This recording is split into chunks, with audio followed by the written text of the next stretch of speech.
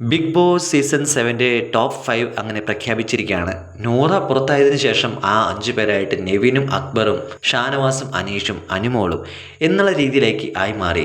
ഇതിൽ ഏറ്റവും നല്ല രീതിയിൽ ഗെയിം കളിച്ചത് ആരാണെന്ന് ചോദിച്ചു കഴിഞ്ഞാൽ എൻ്റെ അഭിപ്രായത്തിൽ നെവിനും അക്ബറും തന്നെയാണ്. രണ്ടുപേരുടെ നിലപാടുകൾ തന്നെയാണ് കുറച്ചും കൂടെ ഇൻട്രസ്റ്റിംഗ് ആയിട്ട് ഹൗസിനുള്ളിൽ എനിക്ക് ഫീൽ ചെയ്തിട്ടുള്ളത്. അനുമോളും ഷാനവാസും അനീഷും എല്ലാം പിടിച്ചു നിൽക്കുന്നത് അവരുടെ PR വർക്കുകൾ കൊണ്ട് തന്നെയാണ്.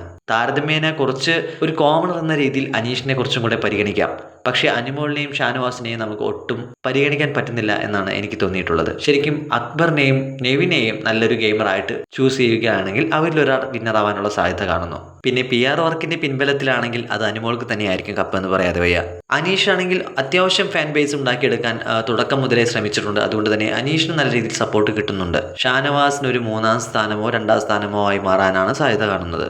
ഉറപ്പായിട്ടൊരു നല്ല ഗെയിമറായിട്ട് സെലക്ട് ചെയ്യാൻ പറ്റുന്നത് അക്ബറിനെ തന്നെയാണ് എന്നാണ് എൻ്റെ അഭിപ്രായം. നെവിനും ഒരു ബ്രില്യൻ ഗെയിമറാണ്. പക്ഷേ പലതവണ നെവിൻ്റെ ഭാഗത്ത് നിന്ന് ചില കള്ളത്തരങ്ങളൊക്കെ കണ്ടതുകൊണ്ട് കൂടുതലങ്ങ് ഒരു വിന്നറാക്കാൻ പറ്റുന്ന രീതിയിലേക്ക് തോന്നിയിട്ടില്ല. തമ്മിൽ ഭേദം അക്ബർ തന്നെയാണ് എന്നാണ് എൻ്റെ വിലയിരുത്തൽ. കൂടുതൽ അപ്ഡേറ്റിനെ കാത്തിരിക്കാൻ പറ്റുമായിരിക്കും നമ്മുടെ ഈ ചാനൽ.